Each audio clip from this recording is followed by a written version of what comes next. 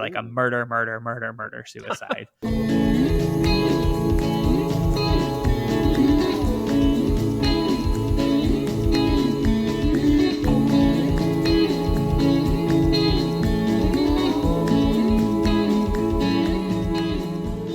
Welcome to Please Make This Movie, a show where we take a beloved movie or TV series and create the perfect sequel, prequel, or spinoff. I'm Zach. I'm Storm.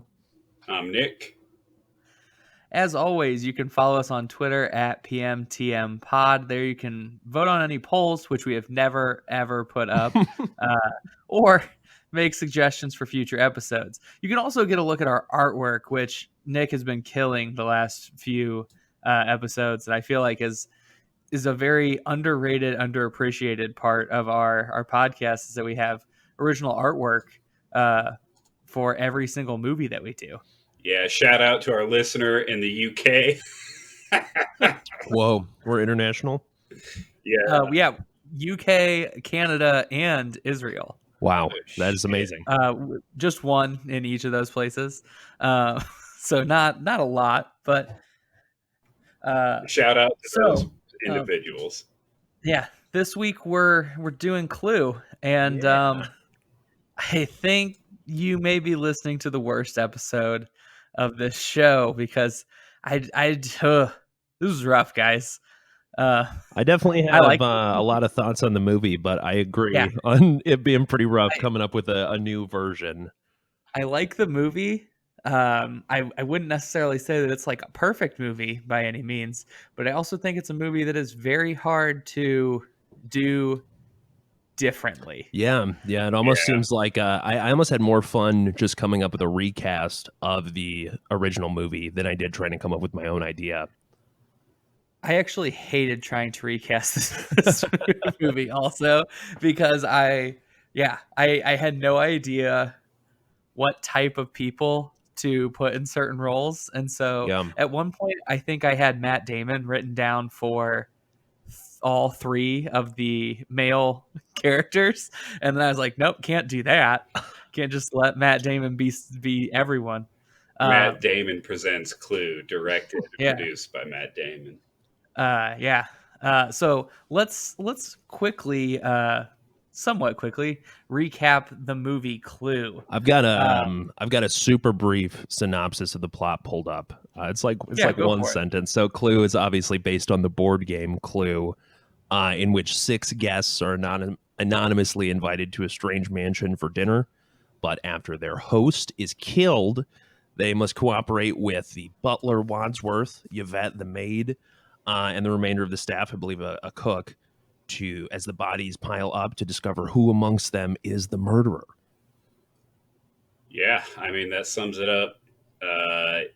I mean, not the best movie in the world, but it does what what do you really expect out of a Clue movie? Like, I think it has like charm. Yeah. I don't think it's a good movie, but it's like a very charming movie where you're like, that's definitely a movie. It's not a glowing review. No, but it's like, this is good. Like, it's a fun time. Yeah, I like it. I like Clue a lot. I agree. It's not the best movie in the world, and there definitely is some humor that if it were to be remade, I think is a little dated, definitely dated and potentially offensive. But I really appreciate the script, the quippiness of it, kind of the farcical nature of it. It's particularly in the back act. I think it's almost iconic, kind of the pacing when they start revealing things in the 3 multiple endings. So crazy thing about this, I don't know how much research you guys did about the movie. Clue was actually written by 2 different people. I believe it was John Landis. Okay. Who's pretty well known. Basically had this idea for making a movie about Clue. John Landis had a idea to make a movie about the game Clue, and so he started writing this movie, and he wanted it to be a mystery, but he basically got to a point where he didn't know how to wrap up the mystery. Okay. And so he just like stopped in the middle of it. The movie was kind of already greenlit. He was off working on another movie Oh no, sorry. So the movie was already greenlit. Jonathan Lynn, who actually ended up directing it, kind of wrote the back half of the movie, and filled everything else out. He is much less known than John Landis. So the movie was greenlit to go. John Landis was going to direct, and he was doing something else. I believe it was Spies Like Us. And so he couldn't direct the movie. And so he just said to Jonathan Lynn, like, hey, you want to direct this movie? And a like loose quote that Jonathan Lynn said was basically like, if somebody asks you to direct a movie, you say yes. So he directed the movie, and I believe it was his directorial debut even. Just kind of him picking up the torch from a movie that John Landis had written himself into a corner or dug a hole that he couldn't get out of, and was like, hey, new guy, here's your opportunity, finish this movie, we don't know what to do. Yeah, I think John Landis might have had the idea for the multiple endings, but I don't think he had any endings in mind. I think not to cut you off there. I had always heard that the multiple endings when the movie played theatrically, they weren't all attached. That maybe different theaters or different screenings, even within a theater, would have different endings. So people coming out of them would, when talking about the movie, would realize that there was kind of this, they were getting bamboozled a little bit. And then in the home release, they put them all together. So it was almost a new experience for viewers, which I think, if that's true, that's awesome. That is, that I think is often cited as the reason why this was financially not successful. Oh, really? Or critically at least, financially and critically not successful because people didn't like the way that it ended. And then it became kind of a cult classic because it had all of those endings in the home release. And so people who are watching it for the first time at home or are rewatching it experience that. I thought it was financially not successful because it was a movie based off of a board game called Clue. That could be it too. I will say, that's a good segue into this. I think that this movie is way better than a movie based on a board game has any right to be. So maybe that is where, I don't know. I think it's a good movie. But I think that qualifier really amps it up. I think it surpasses, like, not surpasses. You forget that it's based on a board game. To some degree. Vaguely based, like, I mean, it has all the same characters and it's a mystery, a murder mystery, but it's like they don't go super hard with like the candlestick and the pipe and who done did it there. Like they actually put their own little twist on it, which is nice. Did you guys notice that the tiles in the house are large enough that they look like the spaces in the board game, like the spaces that you would move? They're giant squares. Yeah. I thought that was a nice little homage to the fact that it's a board game.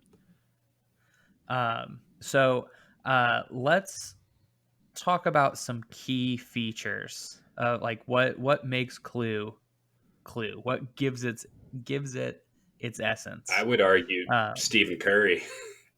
Like Tim Curry. Stephen Curry's a basketball player. Fuck me. Tim Curry. Yeah, you're right. Stephen Curry, dude. Yeah, he was in it. To be fair, his name is Stephen Curry. Oh, whatever. I don't watch basketball, nor do I watch apparently Tim Curry movies. So. So interesting fact about Tim Curry being in this movie. Originally, he was not. So pretty much every actor that was wanted for a role ended up being in that role, except Wadsworth, Tim Curry's character. I don't remember who the first person was, but I know Rowan Atkinson, Mr. Bean. Oh, wow. Was like kind of scheduled to go, but then they were like, I don't know if American audiences are going to really take this guy. And Jonathan Lynn, I guess, was friends with Tim Curry and kind of brought him on.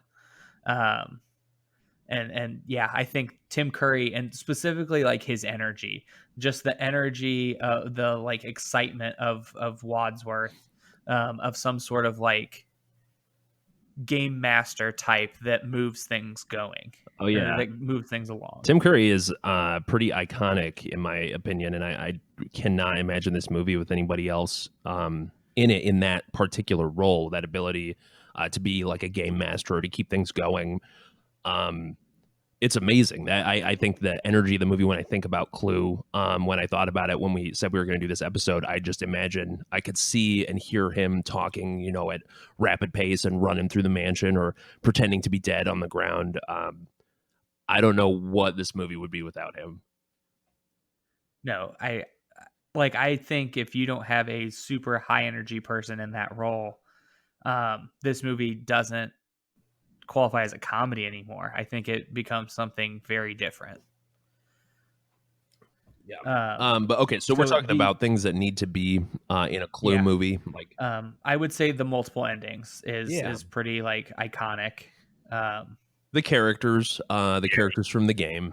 You have to at least replicate them for the most part. Like Clue stuff. I will. I'm thinking about it now, and I do think like the rooms in the mansion with those rooms and those weapons are important and iconic, but I didn't necessarily include them in my pitch.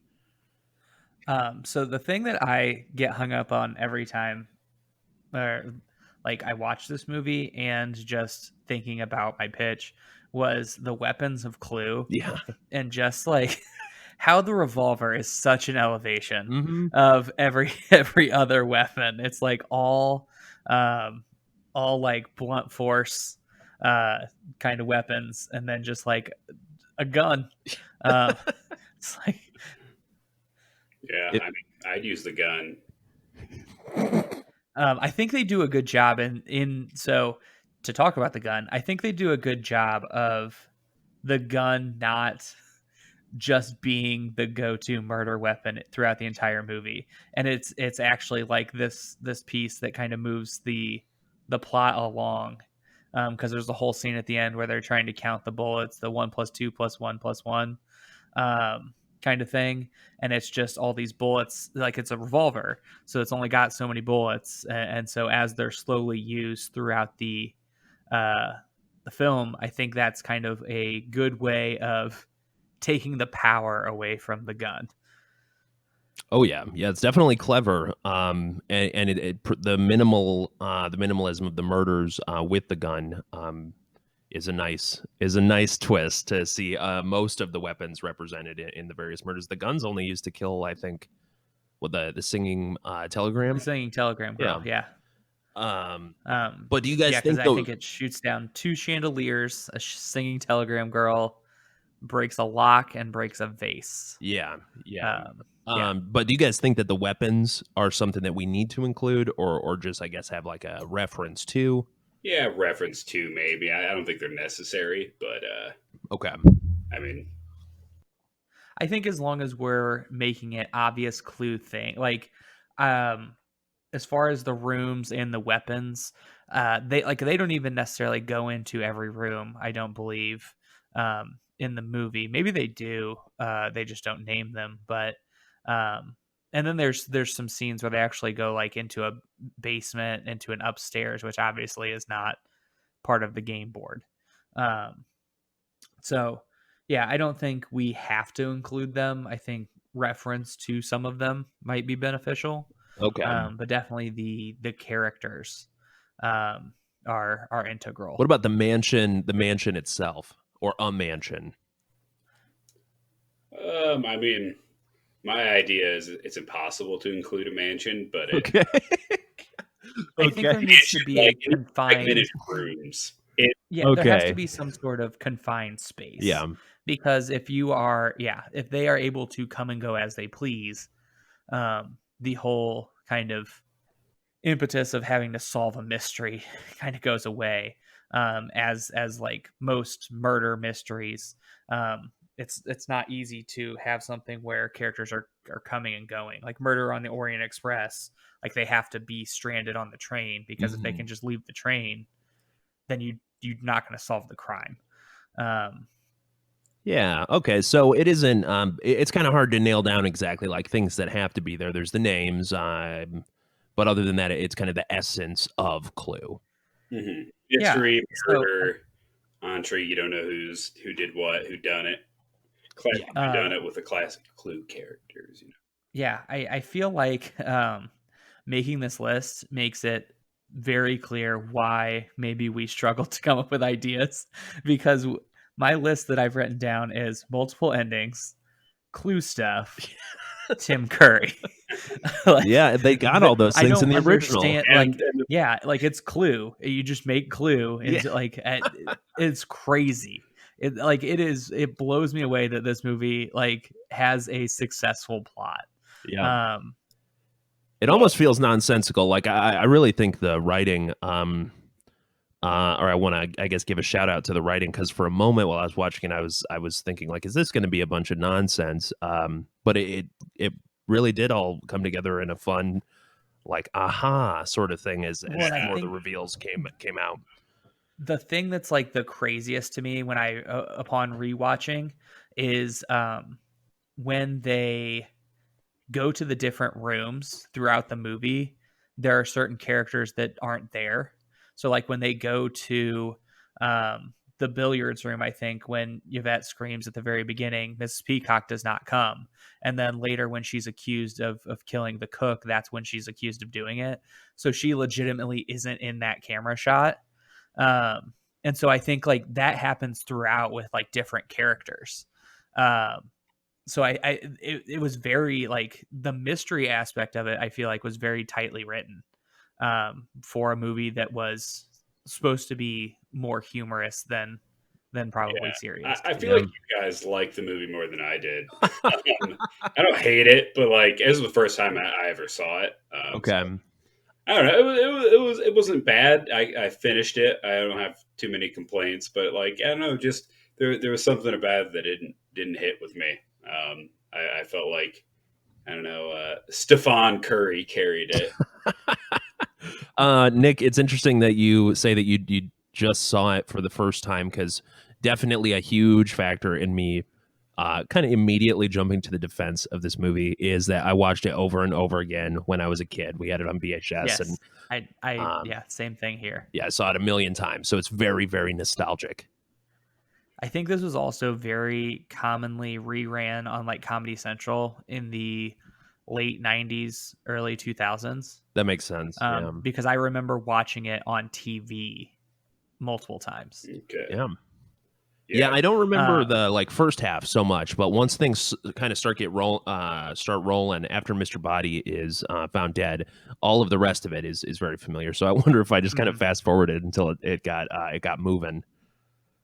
Yeah, I very vividly remember the endings of it, but then the actual like process of it, I don't remember near as much. Oh, And I think maybe that's just because I really like the multiple endings. something I want to shout out real quick before we move on into pitches or anything. We've been giving Tim Curry major props, but this time someone that stood out to me was Michael McKean as Mr. Green. Um, Yeah. he was in all of the like this is Spinal Tap. Best in Show, The Mighty Wind. I cannot remember the name of that director, but those satires, and I think him and Tim Curry were really playing off each other super well in the physical component. It was like farce theater where they're running all over the place and mixing in a lot of slapstick and kind of screaming and stuff. And I also think. Oh, sorry, keep I was going. gonna say I just had never noticed his performance so much before, and I think it's because he's kind of playing the boob, if you will, to Tim Curry's. I guess he's like the closest thing to a hero. Yeah. I mean, he's the Um, FBI agent, sort of. I mean, Sort of. yeah, I also really like this last time watching it through Martin Mull, Colonel Mustard's performance.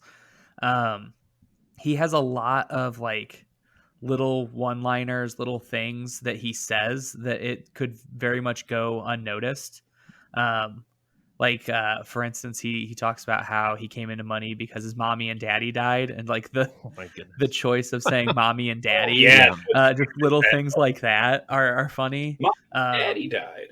and then like he very much does also play the idiot to Tim Curry's like quick talking, like where there's a conversation that they have back and forth where Tim Curry basically makes him look like a buffoon, and Martin Mull, Colonel Mustard, like agrees with him at the end, and like he's not supposed to.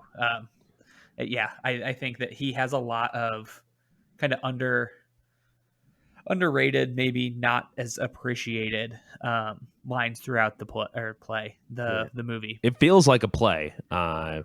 Since you said that, this really does feel like a stage, like dinner theater sort of farce. Something that could all play out in like one big mansion set.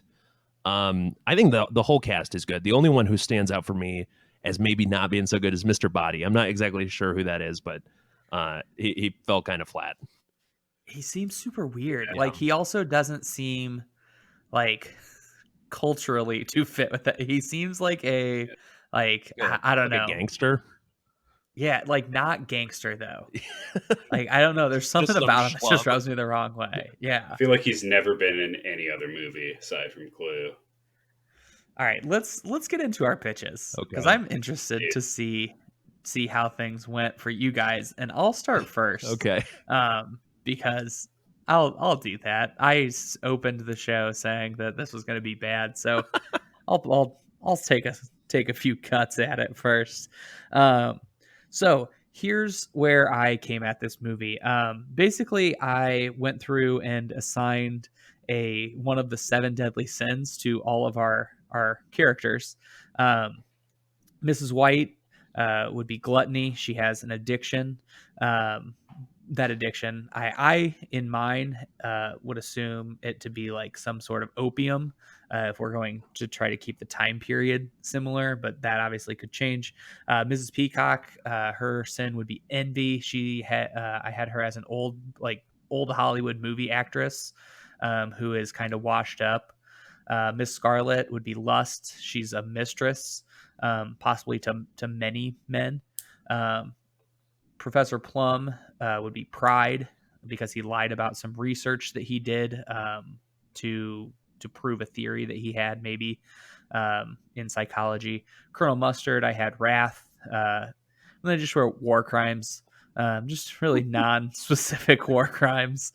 And then Mr. Green, I had greed, that he was a con man. So I think my pitch fell through because I tried to do this movie without any external characters than the 6 Clue kind of pieces. So no Wadsworth, no Tim Curry. I did have a Mr. Body who would just be nothing more than a dark silhouetted figure in like video with a distorted voice, and that's going to come up in my endings. So there's no staff. Like everything is kind of automated more or less in the house. So people would show up with like clearly reading some directions. They'd use a key to get into the specific room, and that's how we could incorporate the rooms, locking the door behind them. Once everybody was there, we'd show them all kind of arriving. Once everybody was there, they'd be summoned to the dining room. A pre-recorded message by Mr. Body would be played that kind of explains all of their dirty laundry. And they immediately begin to deny it and get defensive. And then the power goes out and we have a death. Or maybe the power doesn't even go out. I didn't really know how to get that first death to happen. But basically, the first death is the death of Mr. Body himself. And basically, they find the stairs leading up to this locked room. Through the door of the locked room, they can see that a body is kind of slumped over a chair. So they don't even know the means of how it's been killed. And that immediately kind of ratchets up the tension. Things then spiral into chaos. They search the various rooms, finding weapons that in each room that could have been capable of murder. That's where we bring in those Clue weapons. What was the body? Yes. Huh? Who was the body? The body is, so they don't get a good look. It's just like a shadowy figure, but it is slumped over a chair and presumed dead at that point. Okay. All right. So we do that. And then one by one, I had the actual characters themselves being picked off using the various weapons. We would obviously have to come up with some reasons why they were being separated, and that was able to happen. But in the end, we'd be left with Professor Plum, Colonel Mustard, and Mrs. White. And then my endings were Colonel Mustard did it because he's actually committed war crimes, which are much worse than everybody else's thing. It comes down to him and Professor Plum. Professor Plum obviously realizes he did it, and he kills Professor Plum, goes to leave, and then realizes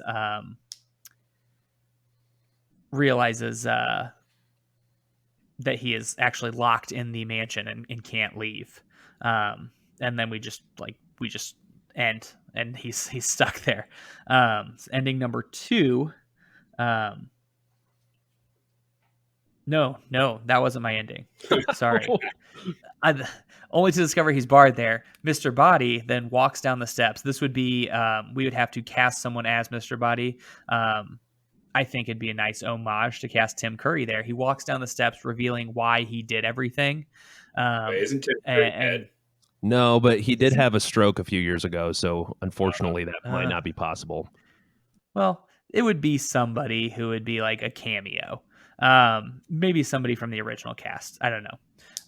So they'd walk down the steps, reveal kind of why they did all this, and then ultimately explain how every single person wronged them in some way. And Colonel Mustard would be killed with the hanging rope, making it look like he did a murder-suicide, or like a murder-suicide, which is spoilers for Agatha Christie. If you've ever read the book, And Then There Were None, that's how that book ends. It's like everybody dies, and it seems like the last person committed suicide, but really they were killed that way. So that kind of ties into the whole mystery thing. My second ending is Mr. Body is actually Miss Scarlet. She originally intended on blackmailing all of them, but when things took a turn, she faked her own death. The body that they find is actually her like assistant who is controlling the entire thing.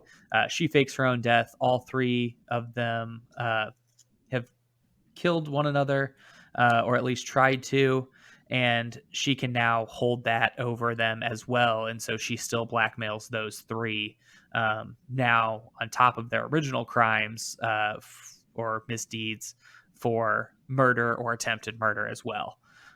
So Miss Scarlet, who would be by far our youngest cast member in my version, kind of getting the upper hand at the end. And then my last ending is kind of my reasoning for doing the entire thing the way that I did it. It comes down to Professor Plum, Colonel Mustard, Mrs. White, and it's revealed that by Professor Plum that it was all a test done to like test reactions, specifically to Colonel Mustard because he had maybe like PTSD or something, and seeing how he would react under intense conditions. And all the deaths have actually been faked. Nothing was real. It was all just this big test. The only person that really thought it was real was Colonel Mustard. And so Professor Plum reveals that at the end. Wow. I have a question. I have a question for you. Is the overall tone of your movie kind of dark, serious, thriller-esque? I think so. Okay. Well, that in and of itself is like such a deviation from the original and gives you such a blank slate. I think that might be a good way for us to go with it. And I definitely dig the 7 Deadly Sins and kind of like a slasher movie-esque quality of the characters being picked off one by one. And that final ending with the almost like it's a simulation. I dig that as well. Yeah, that goes kind of out there for sure. Nice. Let's see. I had a question, but I completely forgot about it, so never mind. Yeah, I do not have any of the middle of mine figured out. Yeah. That would obviously be the hard part. I promise you have way more than I have. Great. You remember? All right, so I messaged these guys the other day, and I was like, "Hey guys, I need another day. I don't have enough. I have just about as much as I had yesterday. Perfect. Yeah, this is a tough one. I kind of have the same thing, just like a skeleton of an idea, and not the specifics. I mean, with something like this, you got to get pretty specific with tying all these pieces together. I don't know if that's even where we're going to end up going. I feel like our pitch is going to be way vaguer. I think it's going to be, I think we're going to have a setup and then basically where it's going to end. Yeah. And then if we have time, kind of fill in some gaps, maybe. I mean, I can go ahead and introduce my MP. Go for it. This is the laziest I've been so far. Oh, no. Oh, sorry. I opened up my Word doc and it went blank, but it just took a second to load. Okay. So let's see here. So first I'll start off with the characters before I get into the setting. So I was just on the Clue Wikipedia page, and all these characters kind of had like vague backgrounds through the different variations of like Clue games that they've had. There was like some Clue video game or something along those lines that came out, or I don't think it was a video game, but some video integrated media Clue thing. And they released some more information on them. Apparently, Colonel Mustard used to be Colonel Yellow until they were like, that sounds dumb. It's called Mustard. But no, I'm keeping Colonel Mustard. A couple characters that I'm changing slightly. I'm having Mr. Green was actually Reverend Green. And I like the idea of having Mr. Green being a reverend. It just sounds like a nice little character setup. Everyone else has a real specific background, but Mr. Green is always just like, who the fuck's Mr. Green? Like, I don't know. In the movie, he was kind of like had a vague background. He was just like, some guy that worked in Washington, who, obviously was just an FBI agent in the end. But I don't know. I like making him a reverend. And then instead of Mrs. Peacock, I have Dr. Peacock. Her background was that she studied birds. Sounds like a super villain. Yeah. So she's just like I can't remember the scientific term, but she's like an actual like. Is it ornithologist? Ornithologist, I think. Yeah, it was something along those lines. Started with an O. And then I am including a butler. Name doesn't really matter. And then there was a character that was like a side character in another Clue game called Sergeant Gray, who was like, whose backstory was that he was pretending to be a police officer, but was actually like a mentally ill person pretending to be a police officer. My God. So, I was like, that sounds pretty cool. I'm going to have that person in here. So, real brief, all I have is like a setting and some empty things that I can kind of put here and there.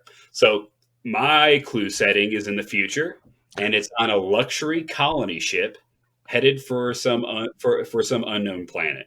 So it's a confined space, like we were talking about, but it's like this really luxury, like, there's like a game room, there's a swimming pool, there's a library, there's a study, similar places that would be in like a mansion. So we can have those replicated segmented rooms where all the shenanigans can happen. And then some very, very rich person has invited these people to go on this very expensive luxury cruise to go to this planet that's currently being colonized. That's apparently some sort of like perfect dreamland. I don't know. You can make up a backstory for it.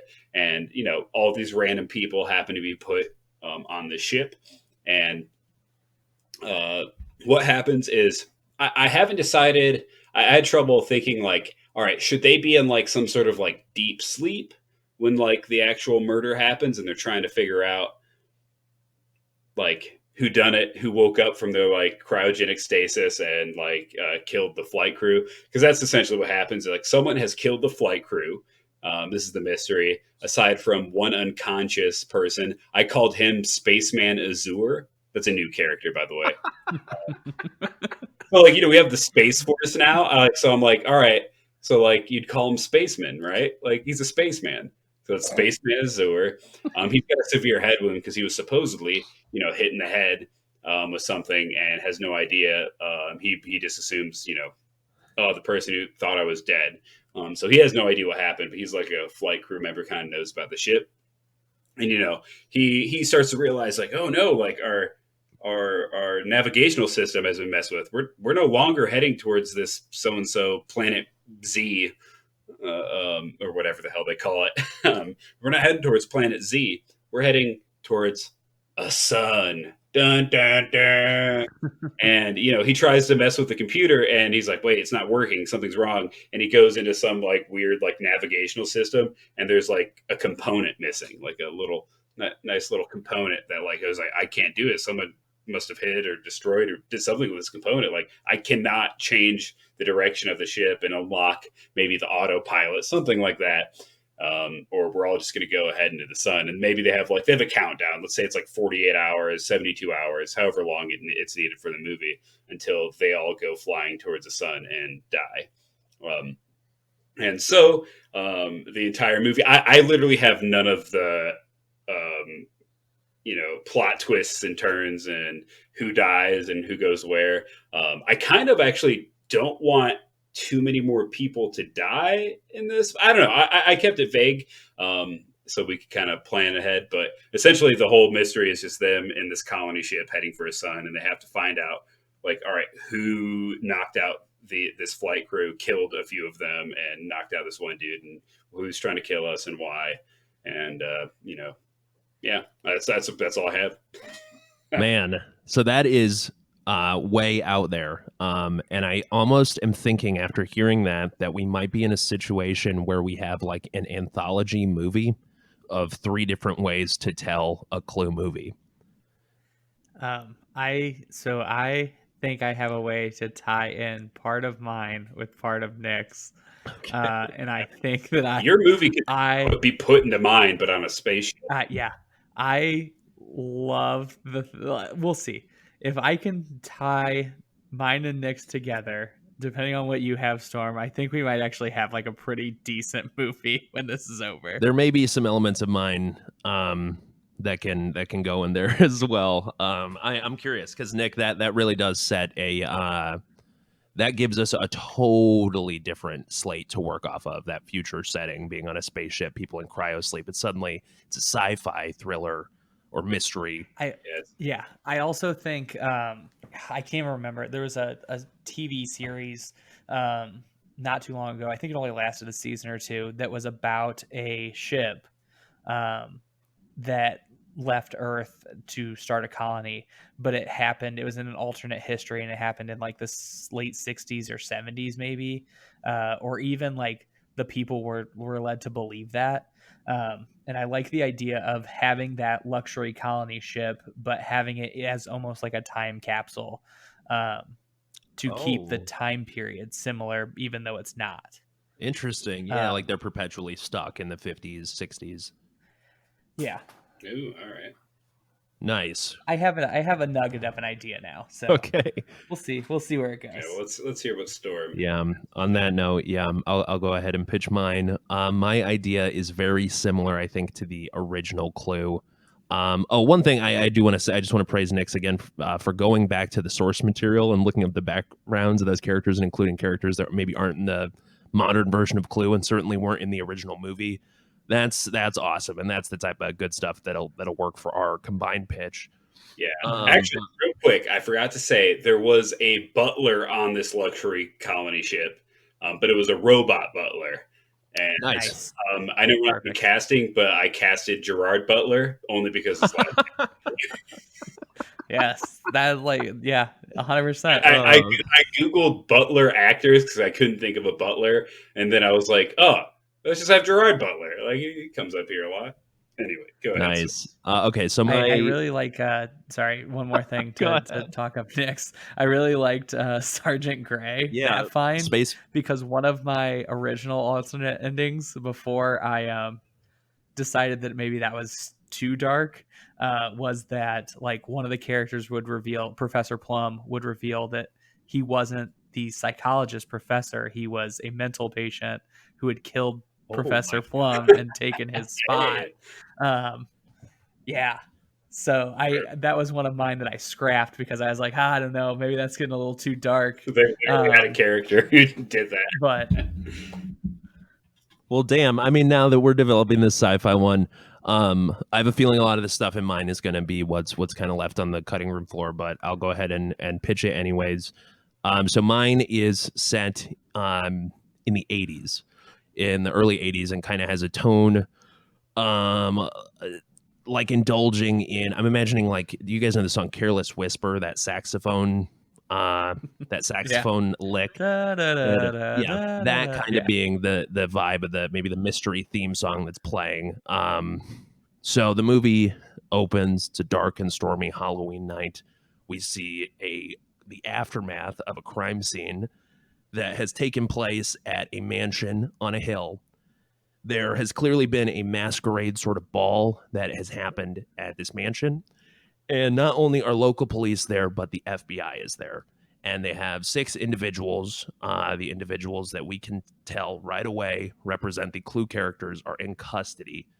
And the movie kind of focuses on each of these individuals being questioned one by one in FBI custody about what went down at the Halloween masquerade and who killed a mysterious figure known as the Man of Many Colors, which is a reference to Saruman of Many Colors from Lord of the Rings. But he's the character that brought everyone there by sending out these invites. But I want to emphasize that it wasn't just the 6 people, Mr. Green, Miss Scarlet, Ms. Peacock, Mrs. White, Professor Plum, and Colonel Mustard. It was also a masquerade ball full of guests. So it kind of flips the setting a little bit. But basically, they each tell their story. I imagine that each of these characters is kind of a different nationality. And what's going on is a crime that was committed by a CIA operative, the Man of Many Colors, that's being investigated by the FBI. And each of these characters, I didn't get too specific about it, but I had Mr. Green maybe being from Cuba or Bolivia, Miss Scarlet being Russian, Miss Peacock being American. Miss White, I forgot was in the movie, and I forgot was a character. So when I rewatched it, I realized that she wasn't in my pitch. So I really like that character as is, kind of as like a murderous widow sort of character. So I'm just going to stick with that. Professor Plum, I also had as American, and then Colonel Mustard I had as a German. But what they find out through the investigation, there's inconsistencies in each of their stories, but each of them plays out, and there's slight variances. But every single person claims that they saw a different person poison the Man of Many Colors in a different way. And after all of the people tell their tale, the FBI agents, there's one older one and then 2 younger ones, kind of a Batman, Robin, and Batgirl kind of dynamic with the FBI agents. The older one reveals, after being questioned, like, "Oh, do you think they're all lying? And only one of them did it?" And he says, "No, they're all telling the truth, and they all did it."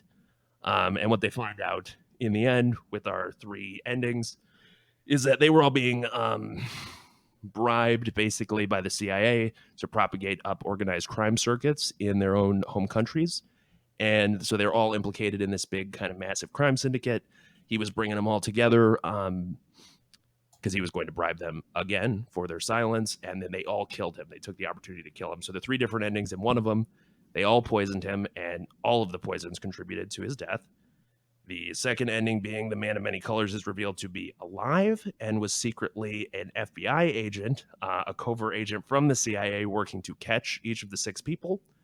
And then the third ending is a total fake out in which the movie is revealed to be an imagination kind of dream scenario being played out by 2 kids playing Clue at home at their dining room table. And in this ending, there would be a super cheesy zinger ending line in which the mom says something like, "Oh, these kids, they have such imaginations. Where do they get these wild ideas?" And then we see their father exiting through the front door in a trench coat, a big hat, and a briefcase. He looks right at the camera and he winks and says, "I haven't got a clue." And that's it. Well, that's going to be in there. That ending scene definitely has to be in there, no matter what we do. Like, it's just like it goes to a game board. It's just kids playing it. Yeah, but then you realize their dad is a CIA guy or a spy or an FBI guy, something involved in that mystery sort of world. I thought you were gonna have the dad be the man of many colors, and Oh, it's like, well, wait a second, yeah. maybe it is, maybe it isn't. Well, true. if that actor is consistent, I think that would be that's really good. If that character ends up being in the pitch, have the dad in that final ending be the same actor, kind of like in Peter Pan. Often, Wendy's dad is played by the same actor who plays Captain Hook.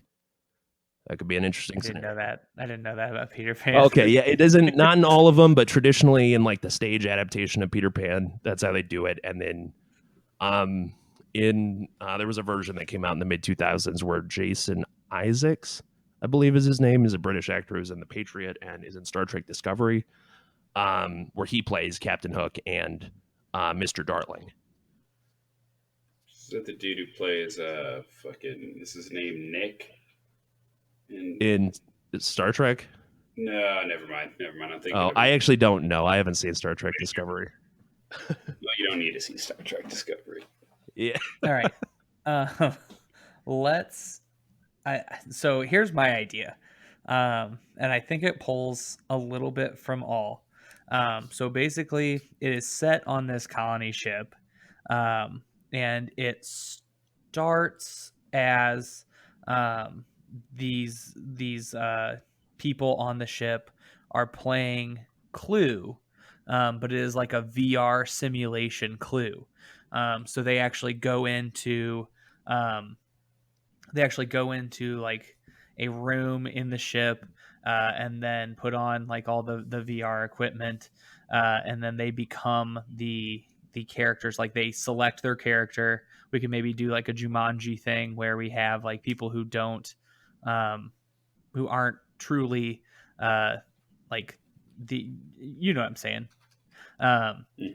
And anyway, they're playing Clue virtually on this ship, and then during the playing of the game, maybe something happens, and they have to kind of question if it's like what's going on, because it's clearly not part of the game, and that could be maybe a malfunction in the ship, or maybe finding a body that isn't in the virtual, like it's in the actual real world, not the virtual world.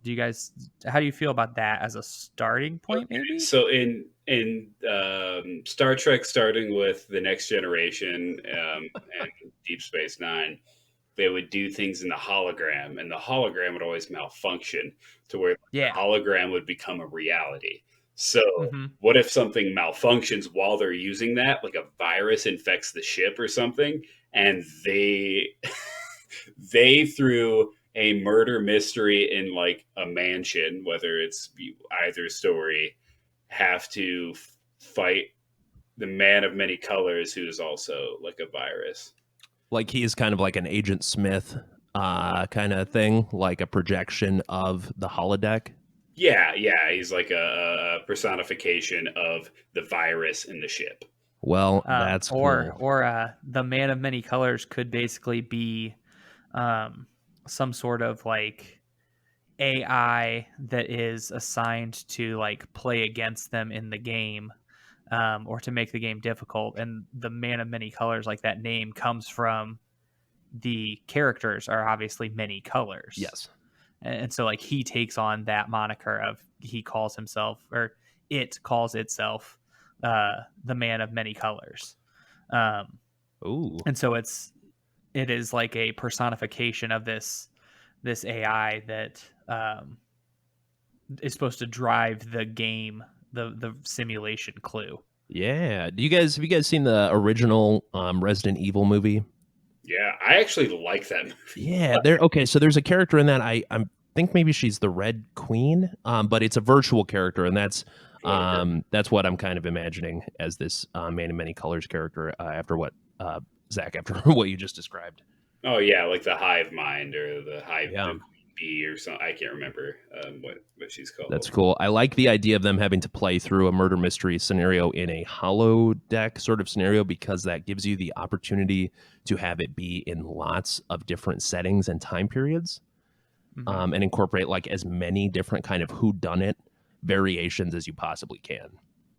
So I think the next big hurdle that we need to figure out is if people are going to die in real life or if they're just going to die in the hologram, or do we get to say, like, when you die in the hologram, you die in real life? Well, in Star Trek, in Star Trek, there are safety protocols, so where you cannot die. However, if there is a virus or some sort of malfunction, that can be lifted, and you never know. So they.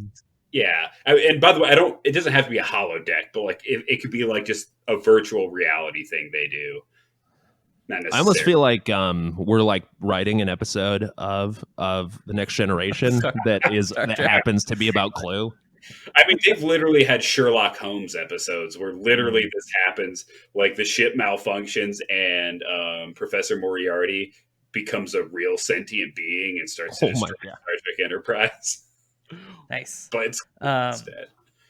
So we have them playing Clue. We have this malfunctioning AI that is picking them off. And it could even be like when it first starts happening, they're like, oh man, I'm out. Or like, oh man, somebody's out. And then they realize like that there's like a chat feature or something that they could still talk, but the person's not responding. And so they take off the virtual glasses or whatever, and they see that person is actually dead. And they're like, oh no. Whoa. Yeah. And that's how that. So are they on a ship or is this just in the future? I think I like the idea of it being on a ship because then they're contained. Because if they're kids, we don't have to have them die necessarily, but the threat of the virus could be death for everyone on the ship, if that makes sense. Like, they could die as well. You could have someone named like Mr. Pink. That's just like a character that dies immediately. So one of my I really like my psychology test alternate ending.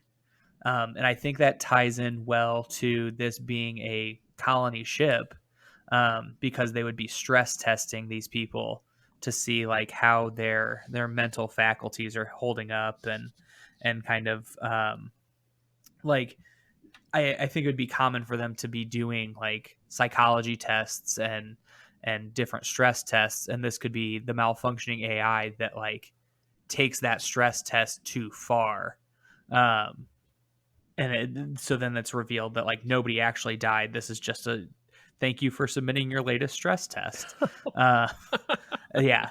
So it's like, yeah. I can dig it. I think that's a really interesting idea. It definitely tracks with the sci-fi setting. And I think if we really wanted to, instead of having it be kids play a game, I think it could be astronauts from multiple different countries, and that we couldn't necessarily get the crime aspect with astronauts, but we could get that tension of just different nationalities kind of having general distrust. One of the things that the movie says a lot in the alternate endings is like communism was just a red herring. And I think it'd be fun to bring communism into this somehow. That's I was kind of pulling from that with some of my side characters. I had initially imagined Mr. Green being Cuban and being part of the communist government, or like a revolution factor that was present in Cuba. And then I had Miss Scarlet being Russian as like a communist operative. But I got pretty overwhelmed because as soon as I started making these decisions, I thought that I should look up actual historical events to tie them in. And I'm going to admit I did not do that research. Yeah, I think if we've like, it may be extremely stereotypical, but I think if we come up with a way to cast the different, basically these are all astronauts from various nations across the globe, and they're playing the parts of Reverend Green, Dr. Peacock, whatever, but they bring in that tension from the outside world into the game, obviously, and then the line between game and reality becomes very blurred, and then possibly like there is accusations of them tampering the AI to make this happen. Based on their real world, yes, maybe based on international tension. Because they are, so we could say that it's not necessarily a luxury colony ship. It's a space station that is flying towards this planet that's been deemed habitable, and it could be this tension of you're trying to claim it for your country and not all of the world. Okay. And so that would maybe give a reason why we could accuse a single person. Totally. I definitely dig that. So it's astronauts on like an international space vessel heading towards an inhabitable planet. They're getting into this AI to live out this kind of what they think is this fun murder mystery kind of dinner scenario or murder mystery party kind of game, and it turns out it's real. Or there is a malfunction that creates this character, the man of many colors, and people are actually getting killed within the mystery. And then we then we go to our various endings. Yeah, so so I don't even know how to incorporate this. The man of many colors would be kind of like a static character in the Clue simulation that is like the person you go to take your guess. And instead of just having them randomly being killed off, it could be when you guess, if you are wrong, you're killed off. So we would have an astronaut who, like, their thing is always they guess way too early. So they guess like just completely out of their ass and it's wrong and they die. Nice. And that's how they find out that, like, we have to, like, to survive, you have to win the game. And so there's actually motivation for playing Clue. Cool. Yeah, I dig it. I think that totally works. Nice. And then you can incorporate multiple different, you can go to the 80s. You can do Zach's story as well. Yeah, I like the idea of it being like every time somebody tries to solve and is incorrect, the setting changes. Awesome.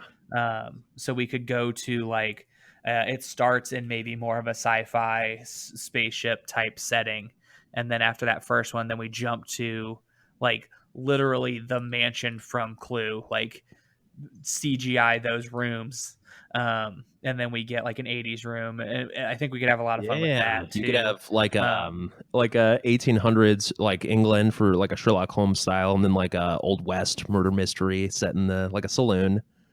Yeah, and their outfits would change, but they would all stay the same, like, color. But it would just, the accessories and the type of outfit would change. Nice. Depending on the time period. And I think the confusion of not really, like, the layout of everything staying the same. So it's always the same floor plan, but it is 100% different rooms every single time. Cool. So the kitchen is still where the kitchen is, but the kitchen is going to be like a mess hall when it is the spaceship, and then it is an old, like, chef's kitchen, and then it becomes like I don't know, like something that we could just change. And so the actual evidence becomes very difficult because the evidence is always changing. Nice. So is there any external threat to the spaceship while this is happening? Because, like, I'd like it to start off, they're on the shuttle, they're playing this game, they're bored, they have some downtime, and then they play this game, and it turns out to, like, it comes to like this climax where there's only like two of them alive, but it gets settled outside of the spaceship. You know what I mean? Like, it kind of wraps around full circle. So I think we could have it. Well, I mean, that's one of the endings, of course. Yeah, we could have the entire thing be solved. The actual game of Clue be solved when there's like three of them left, and then there's still this tension of they finish it, and then one person goes in and looks at the computer and says, "This was sabotaged. Like, this isn't an anomaly. This is done by a person." And so there is this tension between the three of them of which one of the three did it. Okay. And then we could play out that whole thing. Imagine pitching this movie to people, you're asking for millions of dollars. It is fucking crazy. All right, we're gonna need top CGI, folks. We're in space. Yeah. We're going. This movie is all CGI set. It's just entirely shot on a green screen. Do you guys know the movie The Cloverfield Paradox? No. I never, Okay. I never saw it, but yes. That movie's situation is that it was a completely unrelated to Cloverfield sci-fi movie that the studio didn't have faith in, and so they kind of shoehorned the Cloverfield angle at the last minute. I feel like this sci-fi holodeck Clue pitch would fall into the same thing, where somebody gets it and is like, okay, this is fine, but can we change the Clue angle and release it under a different title? Yeah. Like I think this movie exists. Like I had reservations about pitching the whole colony ship thing, because I'm pretty sure I have no idea what movie it is, but I'm pretty sure a movie exists where there's a bunch of people stuck on a spaceship and they're slowly dying. It is so in the movie Jason X, which is in the Friday the 13th series, which set in space. That is on the front of my mind because of yesterday. But there's for sure a holodeck situation in that movie where I'm pretty sure he gets healed through the holodeck and becomes like Super Jason. So that angle, this whole pitch has reminded me of that. Of it's like a colony, and then they get trapped with a slasher character. But in this case, it's an AI. So, yeah, the only thing that I don't like about that our current pitch is that we have no room to bring in like somebody who's crazy or just like random characters that aren't. What if there's a group of people that are stowed away on the ship that didn't go into hypersleep or something, or just hiding out on the ship, or they're not even people, they're aliens? Yeah, you could have someone who, like you said, is Sergeant Gray or Astronaut Bob, but that actually turns out it's some sort of like prisoner holding cell that is, in cryogenic state. They're connected to the computer systems, but they're like a mentally ill hacker. You know what I'm saying? And they use their brain power to hack. I mean, this is all bullshit, but they use their brain to like hack through, and they actually killed one of the people. But you think this is Astronaut Bob, but it's actually like some sort of. It's Astronaut Rob. It's not Bob. Yeah. It's, all right. Let's talk about our endings. So, are we still good with this is all a simulation, like this has been a test the entire time? I like that. And no one actually died? Yeah, I like that one a lot. Okay. I think that one, should that be our last one, or should our last one be zoom out one step further and it's like kids playing the latest Clue video game? Yeah. And it's like, this game makes no sense at all. Well, okay, so in that one, I really like the idea of the very end being the wink wink that the dad seems like he's a spy or a CIA guy, and he looks right. Because the ending of the first movie, I thought it was awesome. I was like somewhat, I guess, questioning, or my eyebrow was going up, red flag with the jokes around Mr. Green's homosexuality, and I was kind of like almost at my wit's end, like I really hope this is being set up for a payoff, and then that being the very last thing that happens in the movie, I'm gonna go home and sleep with my wife, and it's a freeze frame on him kind of side-eyeing the police chief or the FBI chief. It's awesome. It's a nice little stinger, so that I haven't got a clue being a wink wink right in the audience's face. Freeze frame credits, I feel like it's a nice homage to that. Yeah, I like that being the last one for sure. But we need at least one more. So I think gosh, this seems super bad, because then we have to pick a country that like, I feel like to not piss anyone off, the American has to be the one that does it, right? Yeah, fuck that. This is a boring USA story. Let's have let's have like a Slovenian, something weird. So what do we? This isn't technically casting, so I'm going to go ahead and start getting into it now. We need 6 astronauts, right? So China is going to be one of them. The United States is going to be one of them. Probably Germany. I assume they have a decent space program. Yeah, Russia. And then does like South Africa or Japan. Huh? You do Japan. I feel like we need a country from the Middle East.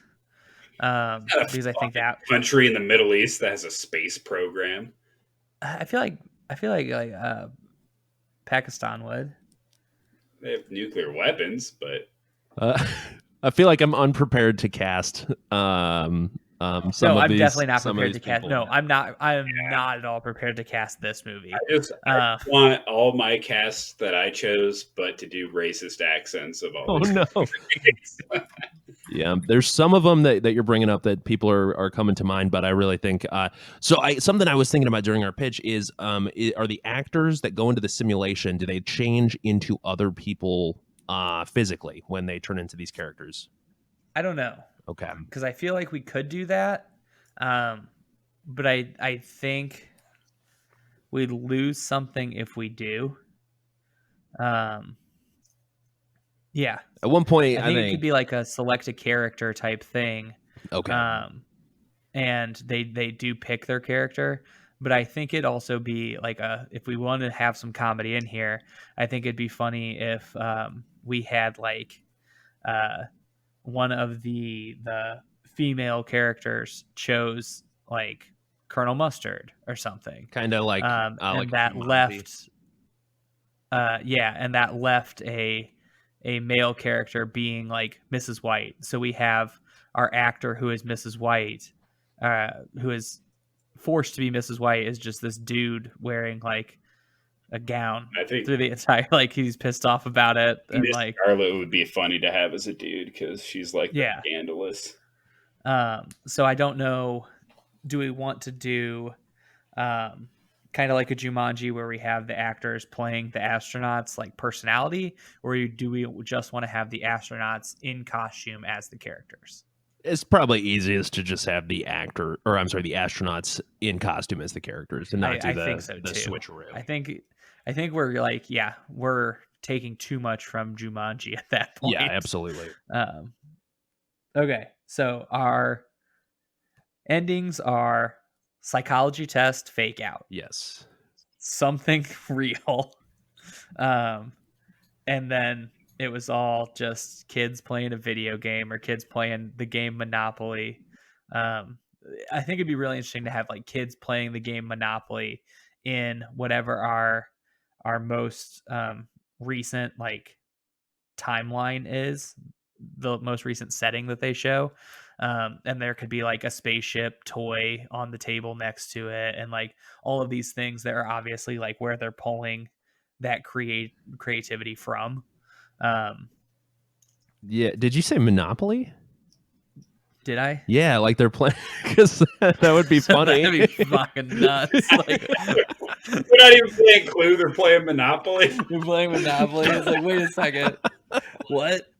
That would be pretty hilarious. But they're making up a Clue scenario in their heads. Yeah.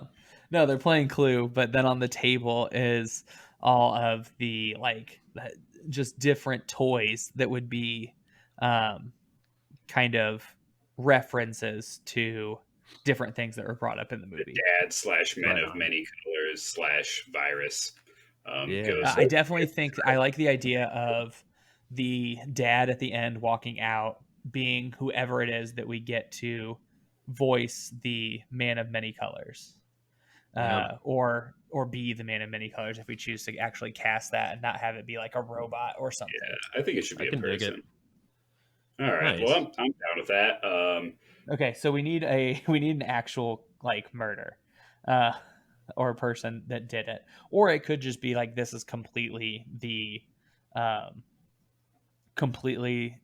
computer's problem. It's not a person that sabotaged the computer. It's actually a malfunction. Well, what about the idea Nick had of there being a prisoner on the ship that's one of the other characters, Sergeant Gray, and his mental illness is what is causing the AI to malfunction in the holodeck. So he is the real person, but it's not his fault. Yeah, I dig that. Okay. I have no idea how we incorporate that, but that doesn't seem like our problem right now. We don't actually have to make these movies, so no, yeah. If they pay us to make this movie, we'll solve that problem then. yes. All right, so let's get into casting. Like, we didn't cast this movie at all. Yeah. But maybe we'll have some people that still track. Yeah. I did two different ideas kind of for the casting. I tried to do like a cast of just a straight up remake of the OG Clue, and then I tried to cast characters that fit my kind of international cast a little bit. But I feel like it's like an overwhelming majority of just like white American people. All right. Well, let's start with Mr. Green, I guess. Okay. I had a few names. So I had Sam Rockwell, James Franco, Dax Shepard. I don't know, man. Wow. Of those guys, I like Sam Rockwell quite a bit. Yeah. Like, he's the classy choice. I like Sam Rockwell in our space Clue more than anything. I've got a lot of sci-fi references in my casting now that I think about it. Do we just want to do each character one at a time? Yeah, let's go through each character one at a time, and we'll just decide on. Cool. So if that, for Mr. Green, when I had kind of my remake idea, trying to hit the same Michael McKean vibes, I had Tom Hanks, and then in my personal pitch, I had Mr. Green as a Cuban gentleman played by either Michael Mando or Tony Dalton, who are the actors who play the Salamanca guys in Better Call Saul, if you've ever seen that. Yeah. But that doesn't that only broadens the spectrum of character types. Okay. I chose again. I had Reverend Green, and I chose I chose Michael Shannon. Whoa. I like Michael Shannon. Yeah, I do too. I like Michael Shannon a lot. Like he just like I like Michael Shannon a lot in our movie. Yeah, that's crazy. Like, I mean, because it doesn't sound like it's super comedic. It sounds like it's more of just like a straight mystery. I mean, there can be comedic moments, but like he can pull some comedy bits off. But he's also like he's a scary dude, and especially if you have him as a reverend. I mean, he's probably an astronaut or whatever the hell we can have him here. But what would those be called? A chaplain. He's the ship chaplain. Yeah. Chaplain. I like that. I like that a lot. Nice. So Michael Shannon for Mr. Green. So Michael Shannon it is. Reverend Green. Yeah.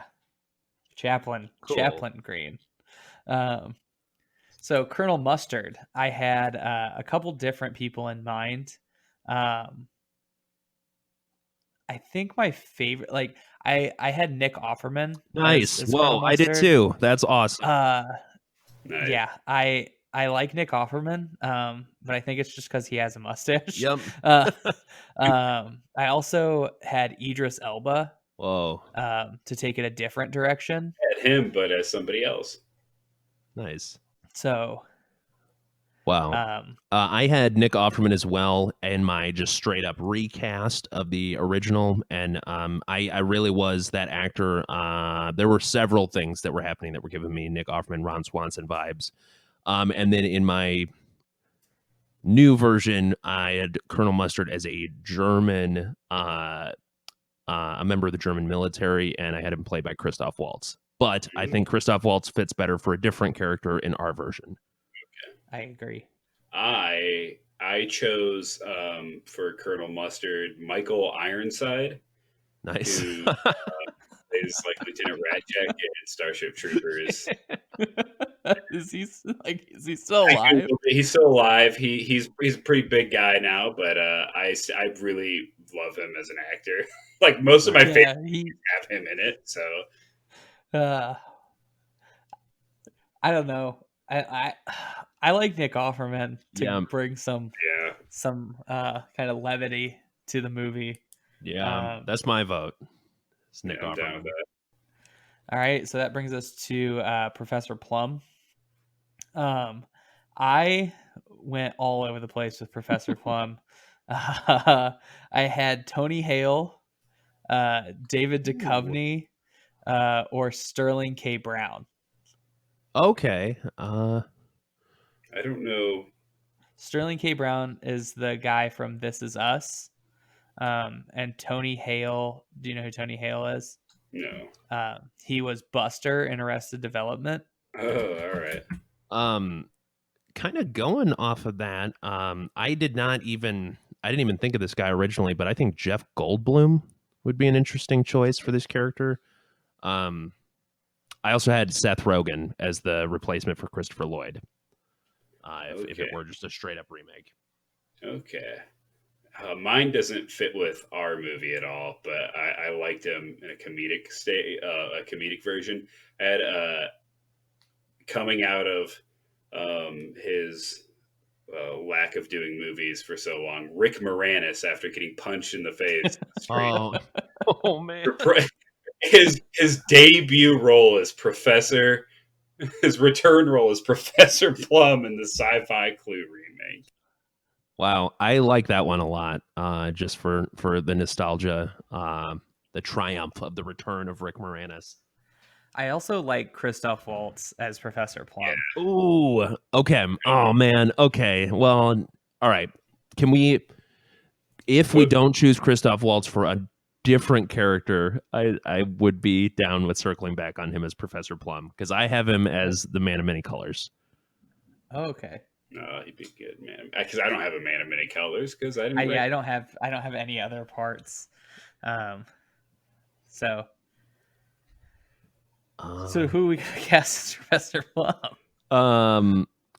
Shit. I mean, let's just say Christoph Waltz in the serious version. Let's say Christoph Waltz, and then if we can't come up with somebody better for the Man of Many Colors, I've got two others who I originally put down, but Christoph Waltz, I just thought during this conversation he would fit. Yeah. So let's get into Miss Scarlet. I had Sophie Turner from Game of Thrones or Selena Gomez. You went young on Miss Scarlet. Yes, I went like extremely young compared to the rest of my class. Okay. So in mine, I picked two people, and they both fit for either a remake of the original or even our version a little bit. But I would imagine she has a Russian accent. And my first choice was Emily Blunt, because she was originally cast as Black Widow in the Avengers, but couldn't do it.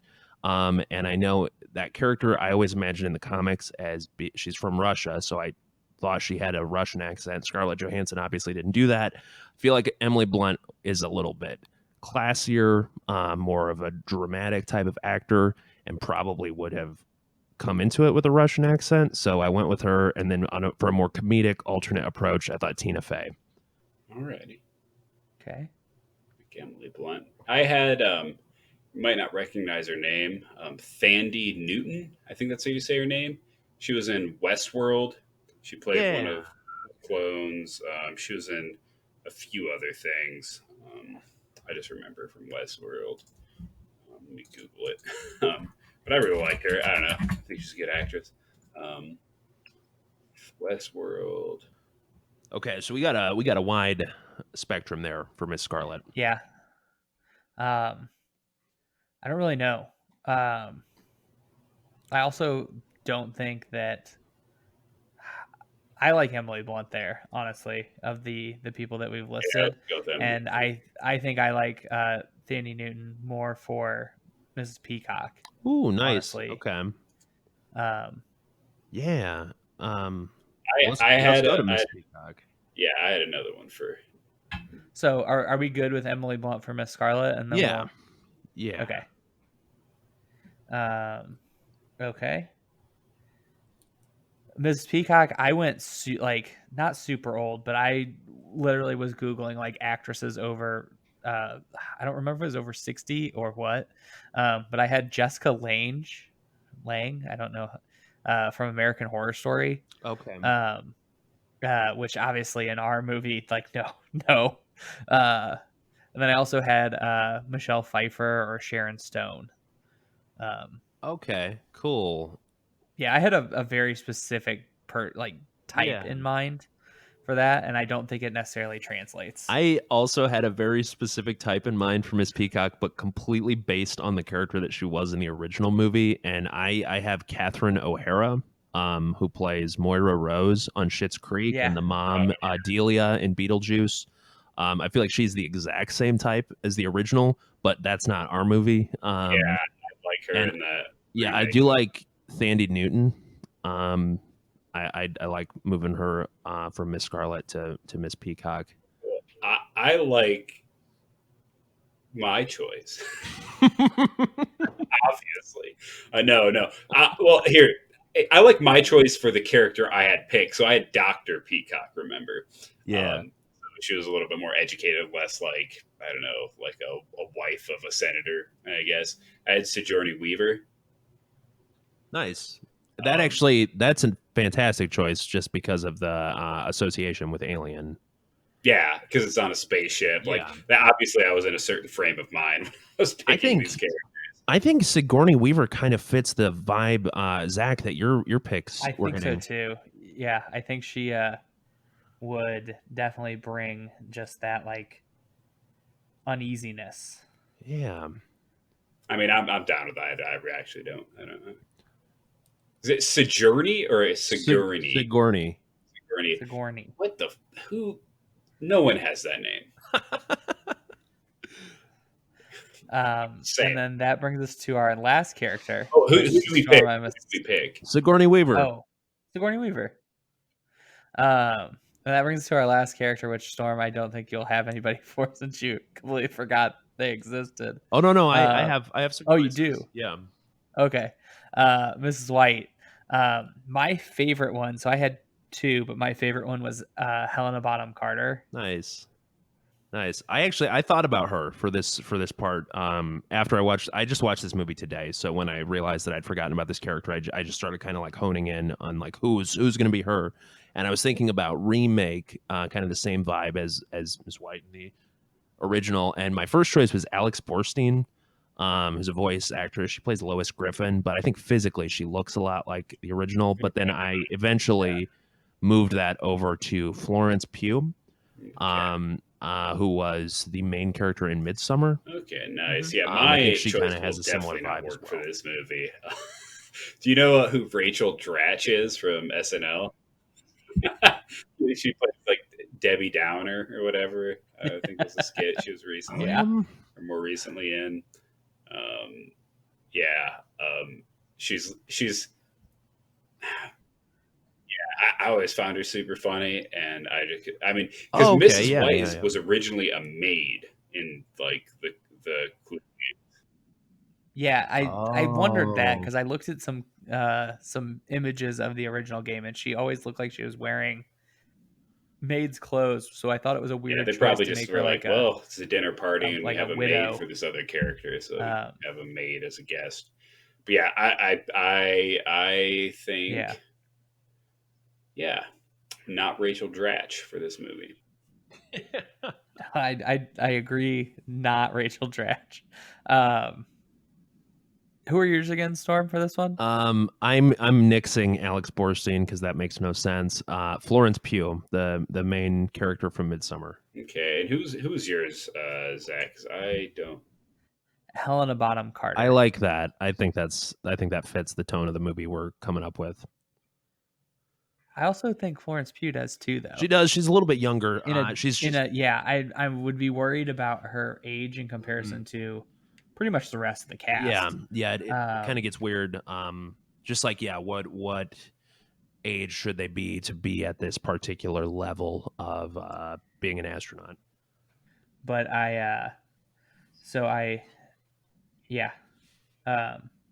if we were going to do the bit where we have a female character pick a male role in the game, forcing a male astronaut to play a female role, I would like her choosing like Colonel Mustard or Mr. Green or something, and then having Nick Offerman being forced to be Mrs. White and just in a little maid's outfit entire movie. Yeah, Nick Offerman and Helena Bonham Carter being the swap. Oh, okay. So I just thought of this, and this we don't have to go with this or even entertain this idea, but Nick Offerman is married to the comedic actress Megan Mullally. I think she also kind of fits that vibe. I agree. Way more comedic, but similar, crazy, erratic energy. All right. So the Man of Many Colors. Yeah. I didn't cast this role, obviously, but I like Ed Harris. Nice. for this part. Yeah. And I feel like that's just like an American Christoph Waltz. Yeah. Okay. So I have a couple people. I originally had Ray Weiss. Ray Romano. Wait, you know what? I think I might be. I'm thinking of Ray Fiennes, not Ray Wise. Ray Wise was the actor from. He's on Twin Peaks. He's a really intense, crazy dude. He's been on Tim and Eric. Not him. Ray Fiennes, who played Voldemort, and was also in the Grand Budapest Hotel as the main guy, Gustav H. But then, as we were having this conversation, I thought of Christoph Waltz, and then Keith David. Do you guys know Keith David? He was in The Thing as Childs. And then he's in like Halo as the like recurring side character with that voice. The commander. Yeah, I know what you're talking about. The Arbiter. Never mind, he's not the commander. Oh yeah, he is the Arbiter. Yep. I also like just as we're throwing out names, Oscar Isaac for the Man of Many Colors. That's like the classiest choice of all of them, I think. That's hard. I like Christoph Waltz though. Yeah, it's so foreboding though. Like him coming at that with his accent, I feel like it's very sinister, almost like melodramatic. Like I feel like Oscar Isaacs would be probably good then. I just think of like who plays like you don't want him to stand out super hard from everyone else. Yeah. Also, are we doing like a Sergeant Grey? Ooh, so we would need that, yes. For the criminal person, the mentally ill person. Yeah. Well, or would it just be revealed that one of these people was actually Sergeant Grey? I do like the idea of him being a separate character that's mental illness is infecting the program. All right. So who? Yeah, I have an actor right. Whenever I think of any character like this, oh my goodness, his name is slipping my mind right now. He plays Chucky, and he played Grima Wormtongue in Lord of the Rings. Brad Dourif. Brad Dourif is his name. He's a very unhinged, insane actor, and he's really good at playing roles like this. Okay. But he might be too old at this point. I mean, he's pretty old, but I mean, that doesn't matter. Yeah, I don't. Yeah. He was in. Oh, sorry. Go ahead, Nick. Go ahead. I was going to say he was in The Exorcist 3, which is a weirdly awesome horror movie, comparable, maybe even better than the original Exorcist. He's kind of this super intense villain character. I won't spoil. I think everybody should go see that movie if you're listening to it and you haven't seen it. It's on Amazon Prime. Brad Dourif's in it. That's why he's my pick. Oh, he was in One Flew Over the Cuckoo's Nest. I also like, because of something I recently watched, Pedro Pascal nice. as Sergeant Grey. Not necessarily, he just seems like a prisoner, like somebody that would be in a brig and just like trying to talk to the crew even though they don't want to talk to him. I like that. I had Idris Elba. But okay. I don't like that for our, like, that was before he was a crazy, but I don't know. Like, I liked it. So how about we, I like Idris Elba as Professor Plum. Oh. So did we decide on a Man of Many Colors? I thought did we go with Christoph Waltz and Nick Offerman as Colonel Mustard? So we have Michael Shannon, Nick Offerman, Professor Plum, which would, right now is Christoph Waltz. Okay. So we could do Idris Elba as Professor Plum, move Christoph Waltz to Man of Many Colors. I like that. I dig that a lot. Sergeant Grey. Jeff Goldblum would be good Sergeant Grey. I like that a lot too. Because like I like the idea of Sergeant Gray being like when you think of like a crazy person, like you want someone who's like, oh hey, like all that. But also like Jeff Goldblum could maybe play it as like maybe he's not crazy. Yeah. Of like maybe he is just light years ahead of these people in his thinking. I like that. And also Jeff Goldblum seems like somebody who has the ability to like hack a computer with his mind. Yeah, that's a good choice. This is like a prestigious cast. Yeah, I feel like we're really getting our heads up our own asses thinking we're like, if we go back to one of our first pitches, we had like I really see Christoph Luke Wilson or somebody, and now we're like just all-star cast. Yeah. Christoph Waltz. I mean, he is just dying to read this script. Yeah. So we didn't mention this earlier. This movie in 2018, I believe it's Ryan Reynolds, is set to produce a movie. Like in 2018, word came out that Ryan Reynolds was going to produce a Clue remake, and then it just kind of fizzled out and died. So we definitely have to get this idea into his hands. Oh, yeah, for sure. Tweet this at Ryan Reynolds when we post it. Yeah, I'm going to just fucking tag the shit out of Ryan Reynolds in this. Nice. Because you never know. So let's really quickly decide on a title. I didn't have my working title was I don't even know how to say it. Clue Redux. Redux. I don't even know if it's pronounced that way. But yeah, redo. So like kind of had a double meaning maybe. But I like with our new film having it be like Clue, like 2035. Nice. Now, I think Redo even fits with the sci-fi title. I just had Clue. I just thought it would be a like a remake and they'd keep the same title, but I like the subtitle having a sci-fi angle. Clue 2420.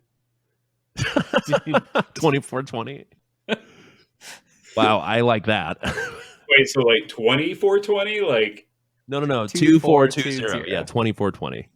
2420. Oh, okay. All right. I was because I also feel like we're slipping in the 420. Like 2420 sounds like a good year until you start thinking about 420. A little more subtle with the joke. Yeah. There's nothing marijuana.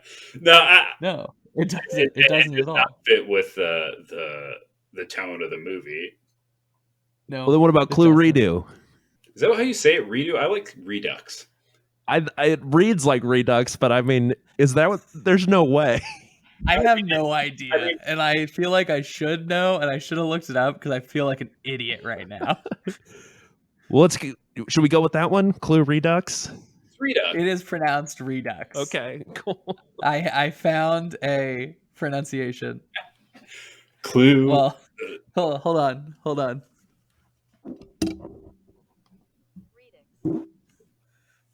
Redux. So that Clue Redux. That's pronouncing it like Redux, and I don't think that's how it's supposed to sound.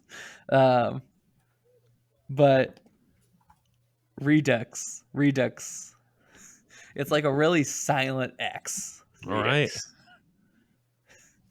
It's just really sci-fi. Clue. Like I've never actually said that word out loud until today. I'm pretty sure.